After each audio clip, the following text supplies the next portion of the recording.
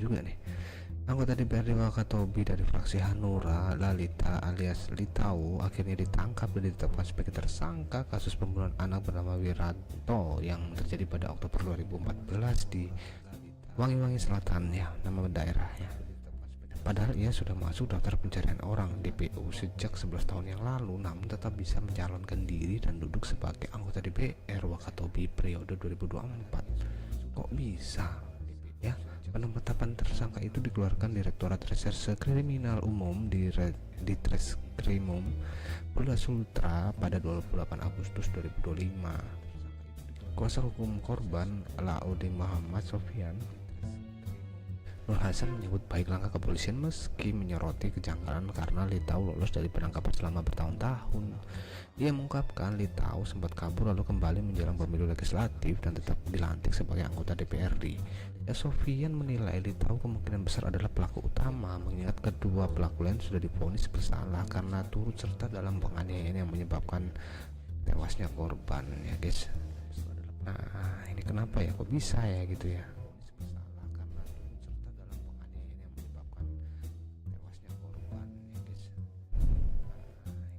Hadirman hadir. Hai Om Hadirman, selamat pagi.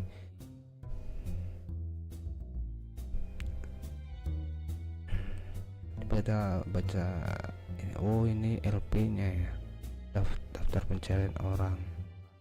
Kepolisian Republik Indonesia Daerah Sulawesi Tenggara Resort Wakatobi Pro Justice Litau alias Lalita bin Abdur.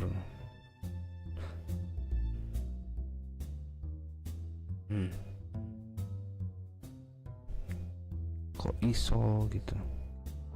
Atau mungkin beda nama mungkin ya.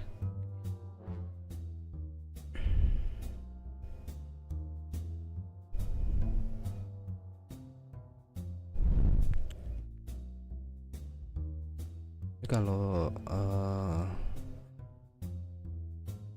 coba saya ini ya, karena saya nggak tahu nih apa gimana sih undang-undang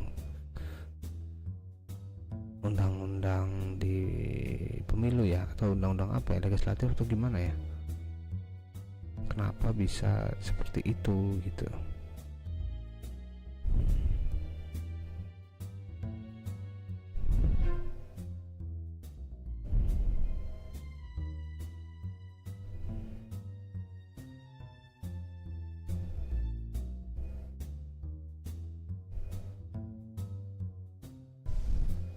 Atau menurut kalian ada yang tahu nggak, atau ada nggak ini? Oke, biar kita sama-sama belajar ya.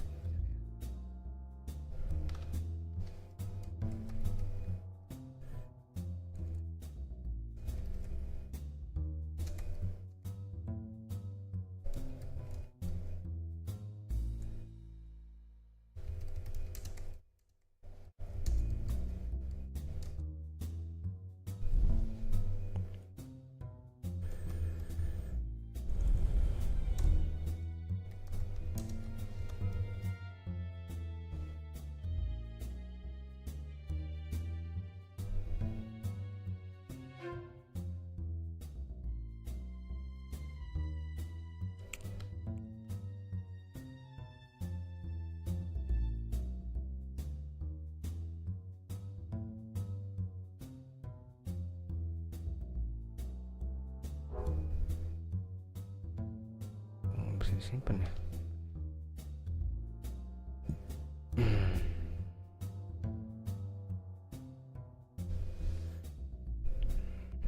Halo, selamat pagi Hadirman. Wow, nazubillah, rakyatnya harus bergerak tuh. Partai mana nih orang? Kalau dari pemberitaan tadi Partai Hanura ya, hati nurani Hanura tuh bisa hati nurani rakyat ya.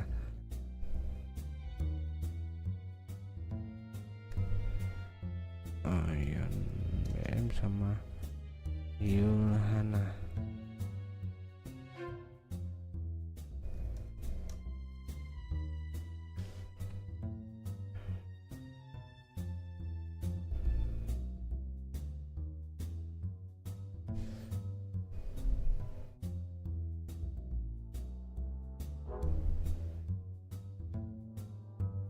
kita lihat komentar-komentarnya. Yuk.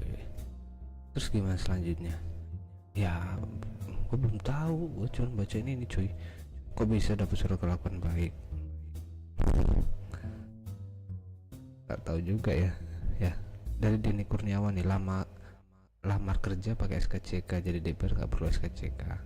Iya ya, enak ya, nggak perlu dites, nggak perlu ya, mungkin dites ya, mungkin ya, bisa enggak sih, pasti dites lah, kita sama-sama belajar ya. SKCK buat rakyat kecil doang emang ya. Negara Peru emang kocak. Sanura kok nama korban mirip nama pendiri partai. Oh ala wedus kan papi banget, kayak begini kriminal bisa jadi tikus negara. Paling bener DPR dibubarkan. Aku cek SKCK buat apa anjir?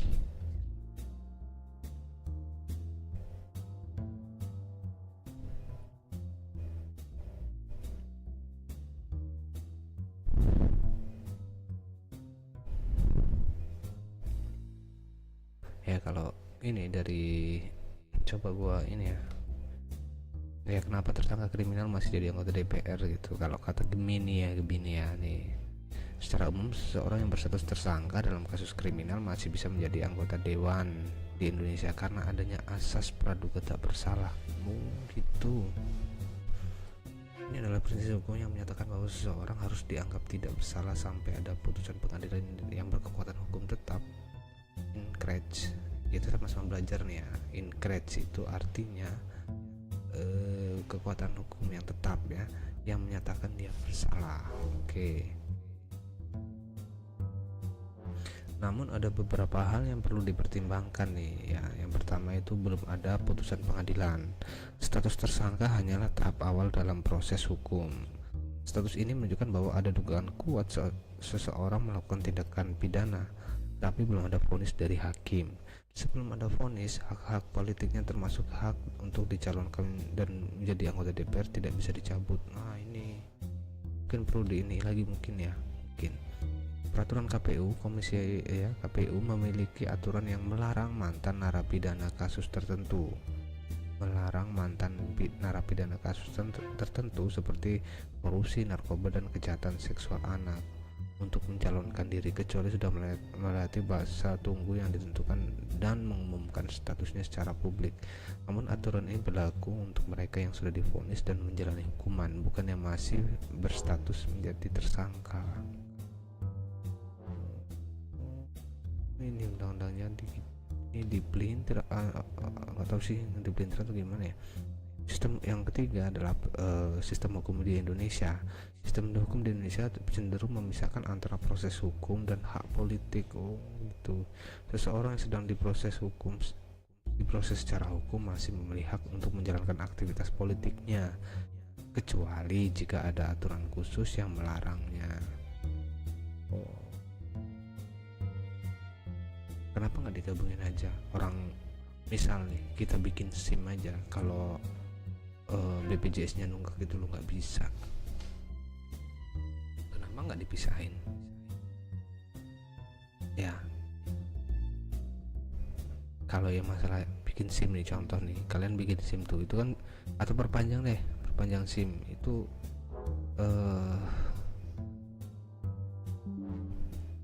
kalian pasti diminta itu tuh apa namanya BPJS Ketenagakerjaan kalau nggak salah tuh.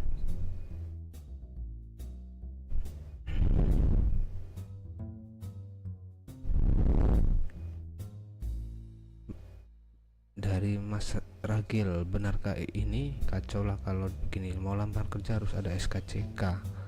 Kepolisian masa buronan harus DPRD. Ya itu tadi kak yang gua omongin Mas Ragil ya. Jadi di Indonesia ini sistem hukumnya cenderung memisahkan antara proses hukum dan hak politik. Itu yang selalu dijadi landasan itu hak-hak gitu loh, hak berpolitik lah, hak asasi lah, itu yang selalu jadi. Kalau beberapa aturan hukum tuh dicanangkan gitu. Oh, ini ternyata nih punya hak politik, hak asasi manusia, hak untuk ini gitu. Ya, seseorang yang sedang proses hukum harus masih memiliki hak untuk menjalankan aktivitas politiknya kecuali jika ada aturan khusus yang melarangnya. Terus meski begitu, jika seseorang yang sudah menjadi anggota DPR kemudian terbukti bersalah dan divonis dengan hukum pidana, biasanya ada mekanisme pemberhentian. Misalnya jika divonis 5 tahun penjara atau lebih, ia diberhentikan dari masa jabatannya, dari jabatannya. Sorry. Singkatnya, status tersangka belum cukup untuk mencabut hak politik seseorang karena adanya asas praduga tak bersalah. Seseorang harus bisa dilarang secara permanen dari jabatan politik jika sudah ada putusan pengadilan yang mengikat. Itu ya, kita bersama-sama belajar ya. Ini pembelajaran terpadu.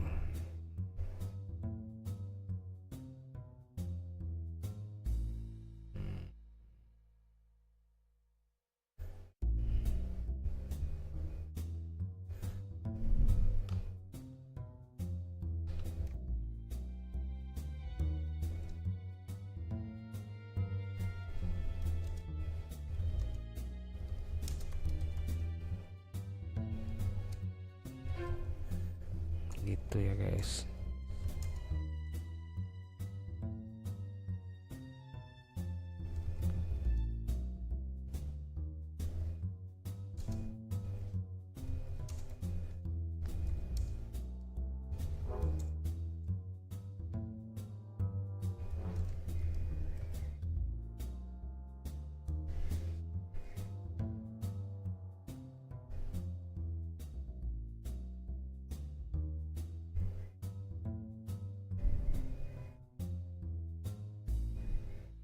Yasir Kurniawan udah ditangkap belum tahu, ini gua juga lagi nyari ini.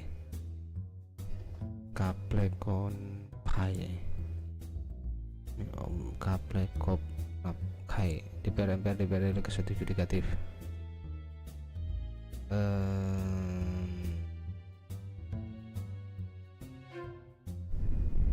DPRD.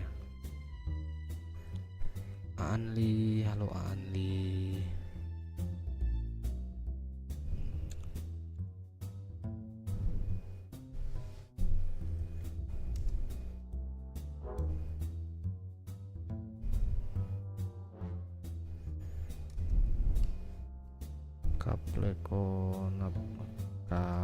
Aduh, susah bener.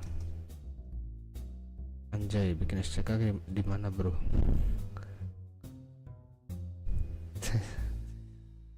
Ya namanya ya bikin SKCK ya di inilah, di Polres atau enggak di Polsek kan bisa loh kok.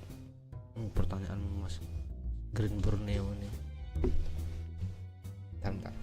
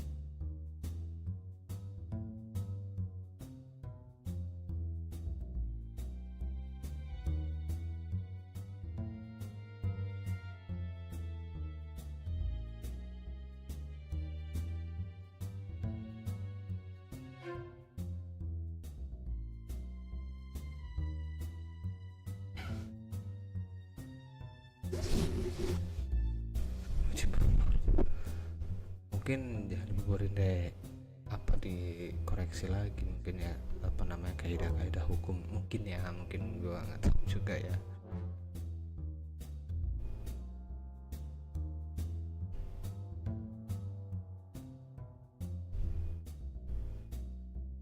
Jadi kan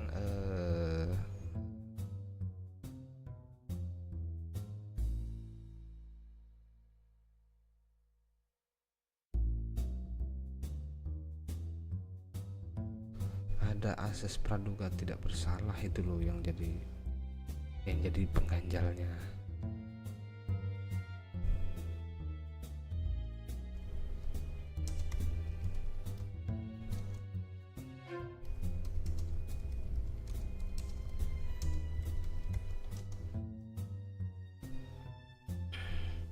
Tadi kan asas praduga yang pertama tadi kan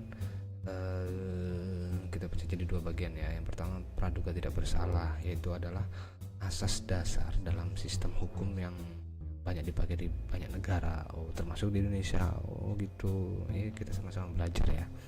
It's education ya. Secara sederhana, asas ini mengatakan bahwa seseorang harus dianggap tidak bersalah sampai ada bukti yang membuktikan sebaliknya. Masih ya? Duh, cetek banget sih ya. Praduga tak bersalah itu adalah asas dasar dalam sistem hukum di banyak negara, termasuk Indonesia. Secara sederhana ya, asas ini mengatakan bahwa seseorang harus dianggap tidak bersalah sampai ada bukti yang membuktikan sebaliknya.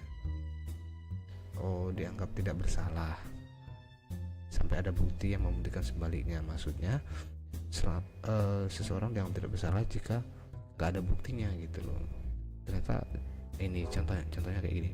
Seseorang dituduh melakukan kejahatan misalnya mencuri. Sebelum ada sidang dan putusan hakim, bagaimana seharusnya kita memperlakukan dia? Apakah dia langsung bisa disebut pencuri dan semua haknya dicabut, atau kita harus menunggu dulu keputusan pengadilan?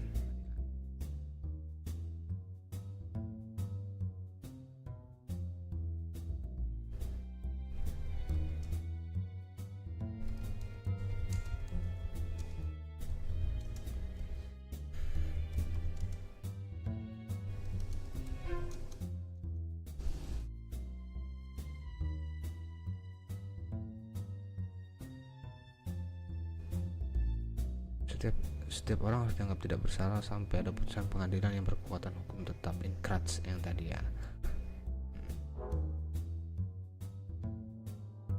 Contohnya ini nih. Contohnya nih, biar kita sama-sama belajar ya guys ya. Saat seseorang baru dituduh melakukan pelanggaran, misalnya di permainan sepak bola dituduh handball, wasit belum langsung memberikan kartu merah. Wasit akan melihat bukti-bukti terlebih dahulu. Pemain itu masih di lapangan, masih bisa bermain sampai wasit benar-benar memutuskan bahwa dia bersalah dan memberikan hukuman kartu. Jadi status tersangka dalam kasus hukum itu mirip dengan status dituduh. Saya tuduh gitu. Terus itu baru di sebuah dugaan, belum keputusan final. Gitu.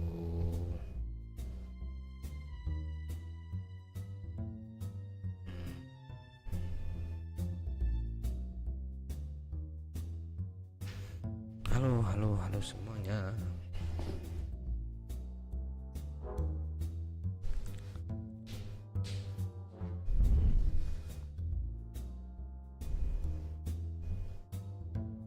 Ya sesuai pollingan gua ya tadi ya. Pollingannya apa sih?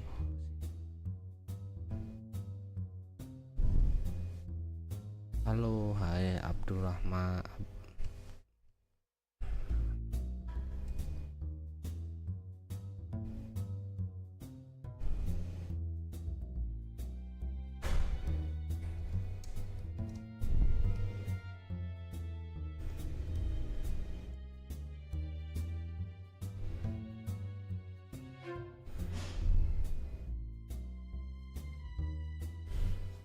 Jadi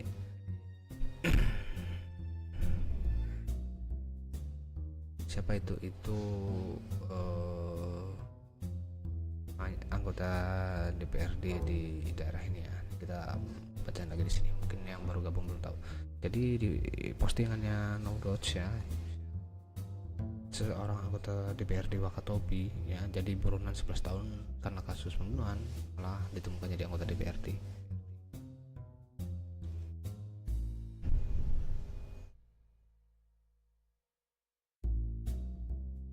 kita baca postingannya dulu ya, atau kita googling dulu ya. Anggota DPRD Wakatobi dari fraksi Hanura Lalita alias Litau akhirnya ditetapkan dan ditangkap. Oh, sudah ditangkap berarti. Sudah ditangkap guys ya. Nih.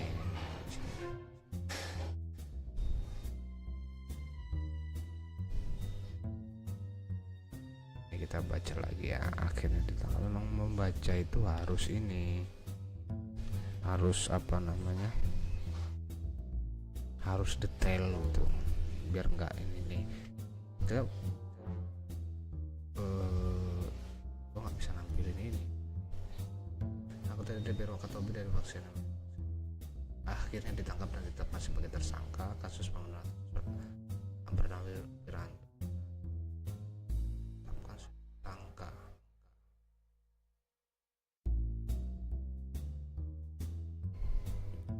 Coba aku tanya dulu ya.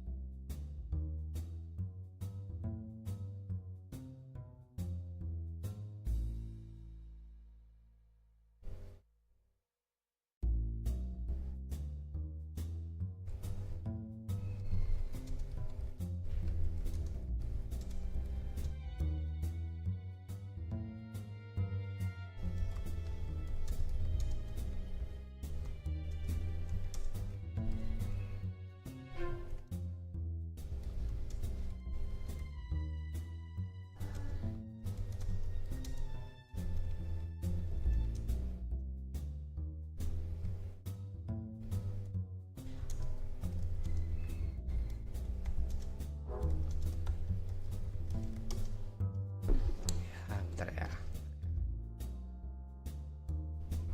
Tadi kan asas fondasi ya. Ntar tersangka masih bisa ya. Oh. Tuh. Jadi asas praduga tak bersalah adalah fondasi yang penting tadi ya yang gue bilang ya, tujuannya adalah melindungi hak asasi manusia. Bayangkan jika seseorang baru dituduh untuk tersangka, baru dituduh itu namanya tersangka, langsung dicabut semua haknya ya.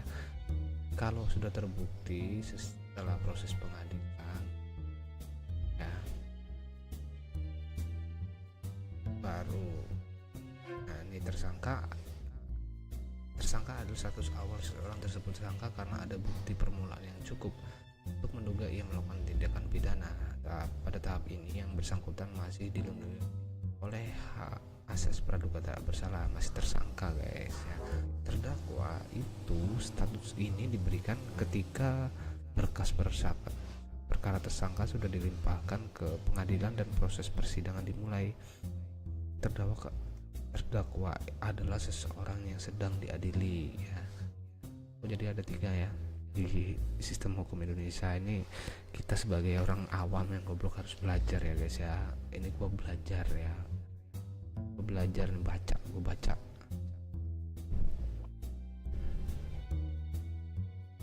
Pantun,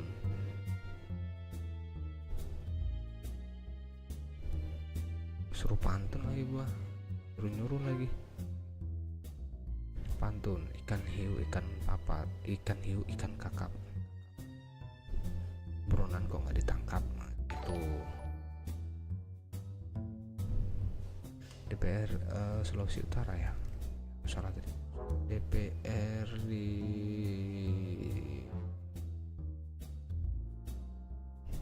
Wakatobi itu di mana ya? Dari Dewanta kan yang ada syarat penunjukan SKCK cuma pelamar kerja.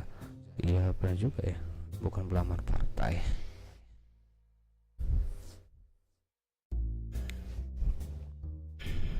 Hai Palestina hai, min hai, apa sudrajat hai.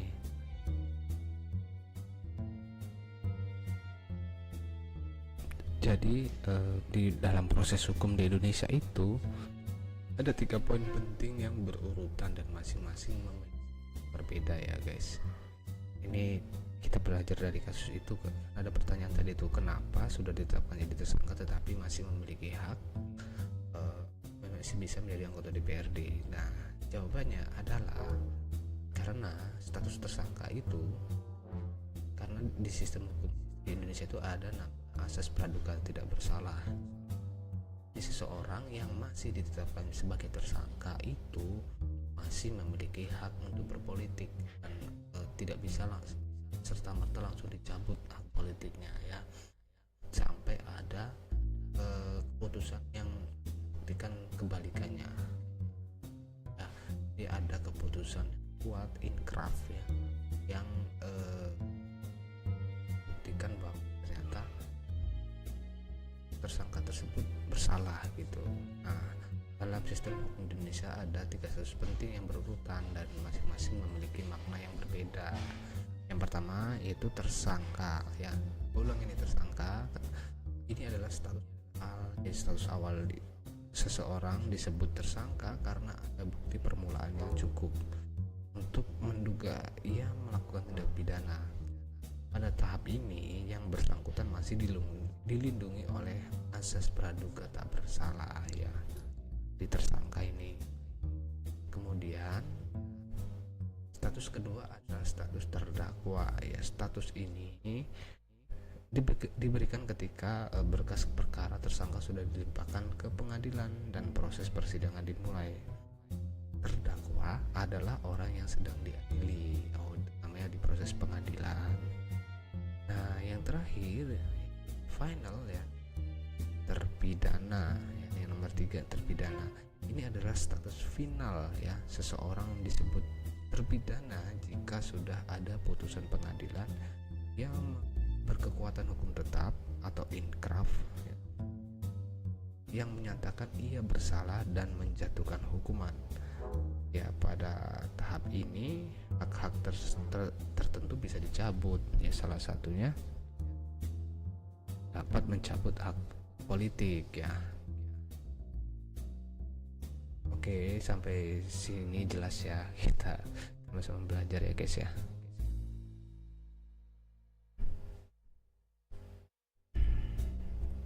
Gila parah nih. Kita baca dulu guys ya, Ya, sebenarnya mungkin kalau bagi kayak kita nih orang-orang yang nggak tahu ya, mungkin kita orang awam lah gitu. Kenapa sih ya, karena ada asas praduga tak bersalah. Mungkin kedepannya bisa diperketat lagi gitu loh. Yang masih dalam proses hukum harusnya tidak bisa untuk ikut berpolitik gitu, mungkin harusnya seperti itu ya, mungkin ya.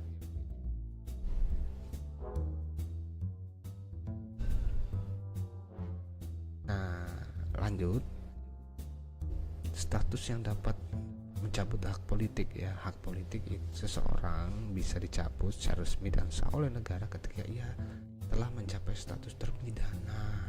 Nah, kalau masih tersangka, terdakwa, belum. Kalau sudah terpidana ya, yang di poin 3 tadi terpidana itu putusan pengadilan yang menetapkan hal tersebut, pencabutan hak politiknya biasanya merupakan hukuman tambahan yang diberikan oleh hakim di luar hukum pidana pokok seperti penjara atau denda. Contoh yang paling sering di Indonesia adalah pada kasus korupsi ya guys ya. Hakim seringkali menjatuhkan hukuman tambahan berupa pencabutan hak untuk dipilih dalam jabatan publik dengan jangka waktu tertentu. Gitu. Jadi untuk menjawab pertanyaan A, seseorang baru bisa tidak memiliki hak politiknya. Ya, yang pertama ya karena dia orang yang tersebut harus menjadi terpidana. Kalau masih tersangka itu masih belum, karena seseorang itu masih memiliki asas praduga tak bersalah gitu ya. Jadi ini kita nambah wawasan kita nih, pengetahuan kita, oh ternyata seperti itu. Jadi kalau kita ngobrol kan sama orang, kenapa itu tersangka itu belum masih bisa jadi anggota ini, ya gua nggak belain DPR, cuman ini untuk pembelajaran kita guys ya, untuk kita belajar nih, kenapa sih itu sudah jadi tersangka juga, kasus maling ayam masih juga ikut nyalon misalnya.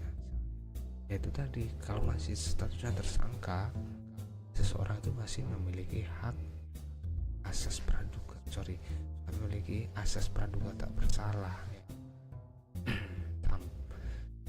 Terus gimana biar dia nggak bisa ikut nyalon? Ya kita buktikan dulu di pengadilan, jadikan dia terdakwa, kemudian setelah di pengadilan terbukti orang itu bersalah dan memiliki status hukum yang inkraf ya, yang tetap ya, itu dan sudah jadi tersangka, terpidana, baru orang itu nggak bisa gitu. Jadi ada putusan pengadilan yang berkekuatan hukum tetap ya. Jadi gitu guys.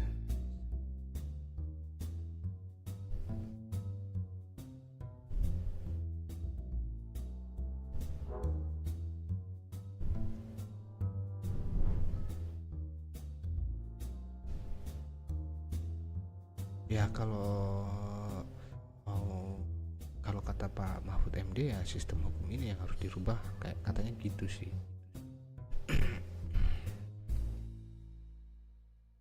Ini gue taruh di sini, di mana ya naruhnya ya, biar kebaca gitu. Jadi intinya kenapa ini belum orang ini masih bisa jadi anggota DPR, yaitu tadi kita harus tahu ternyata ada 3 poin, 3 proses hukum di Indonesia ya. Nah kalau yang pertama itu kalau masih tersangka itu masih memiliki hak asas praduga tidak bersalah guys di sini.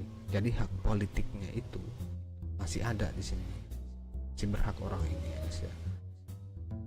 Kemudian gimana sih biar orang itu dicabut hak politiknya kan gitu, jadi pertanyaannya kan.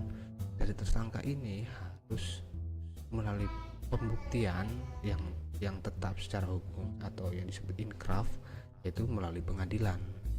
Kita diadili tuh di pengadilan. Kalau di pengadilan ini sudah terbukti orang tersebut bersalah, memiliki bukti yang kuat ya, dan barulah ditetapkan jadi terpidana, sudah haknya sudah nggak bisa lagi gitu guys.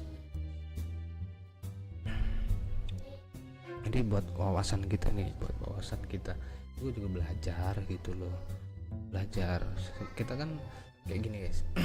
Kita kalau misalnya belajar baca buku, misalnya buku tentang ini undang-undang bisa kita baca, cuman kita nggak mempelajari studi kasus, itu akan susah nangkepnya. Cuman kalau kita ini postingan ini, live stream ini, kita belajar dari kasus-kasus yang ada di Indonesia guys. Kita ambil kasus ini, ternyata oh ini loh gitu, kita klopkan dengan peraturan hukum di Indonesia gitu. Gue yakin kalau kita baca buku buku misalnya buku tentang undang-undang atau apa gitu kan, pasti kita pusing tuh. Cuman kalau kita dari contoh kasus itu lebih cepat sih nangkepnya, harusnya sih. Ibu, astagfirullahaladzim, buruan kok jadi DPR, yang salah siapa coba ya. Nah gue setuju sama ibu ini, ibu, thank you ibu, thank you ya. Mungkin kalau masyarakat sudah tahu orang ini jadi buronan, harusnya yang kita lakukan, misalnya dia baru ditetapkan jadi tersangka nih, harusnya rakyat nggak milih dia. Itu kayak awareness kesadaran dari individu ya,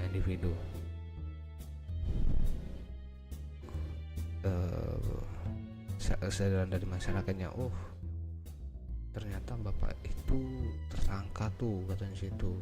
Nah itu harus, udah kita nggak usah ini, mungkin hukuman ininya ya dari situ gitu loh, punishmentnya dari masyarakat itu. Ternyata oh bapak itu gini, ya sudah nggak usah gitu. Kalau secara hukum ya beliaunya tetap masih bisa, karena belum ditetapkan jadi terpidana ya. Ustadz Yusuf adalah ketua Masjid At-Taqwa. Bagaimana kabarnya?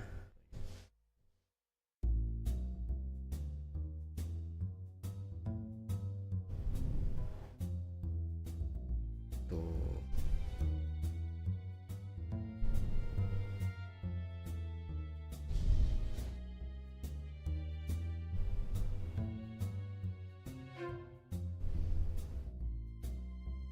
Oke, jadi untuk pagi hari ini itu ya guys ya, ilmu yang kita dapat itu dari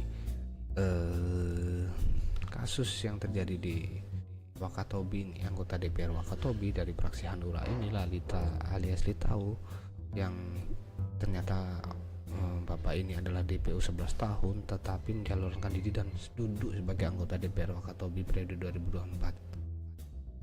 Ya padahal status tersangka itu dikeluarkan dari Polda Sultra itu 28 Agustus 2025. Gitu.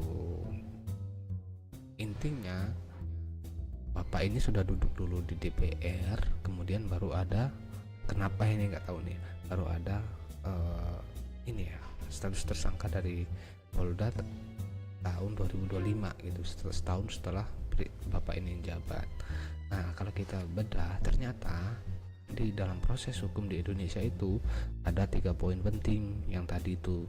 Jadi status tersangka itu ternyata masih memiliki asas praduga tidak bersalah ya, dimana hak-hak seseorang tersebut tidak bisa dicabut, termasuk hak politik ya. Pencabutan itu dilakukan jika ada putusan atau pembuktian hukum yang tetap atau ikraf yang membuktikan kebalikannya ya, kalau memang seseorang tersebut ternyata bersalah gitu. Itu poin pertama ya, saat menjadi tersangka. Kemudian gimana sih terus status apa yang bisa menjadikan orang tersebut tidak bisa memiliki politik ya. Oke, lanjut, yang kedua itu adalah setelah tersangka di proses hukum Indonesia adalah jadi terdakwa. Terdakwa itu saat orang itu masih di pengadilan, saat orang itu masih diadili.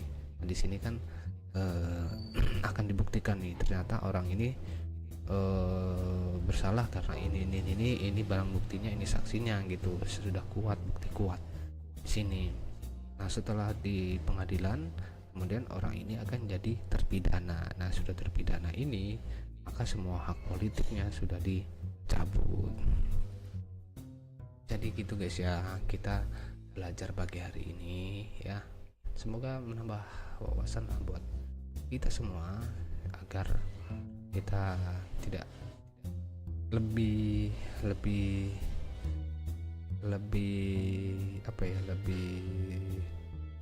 bisa melihat peta politik ya. Dan misalnya terjadi lagi di daerah kita, di daerah dapil kita, ternyata ada seseorang yang si A misalnya, bisa Mbak Andi Murnia, si A ternyata orang itu tersangka tuh, kok bisa ada nyalon, misalnya kan sering tuh di baliho-baliho tuh, dia tuh kan tersangka korupsi, kok bisa ya dia itu ikut jadi wakil bupati misalnya kan. Nah itu tadi yang gue sebutin tadi ya.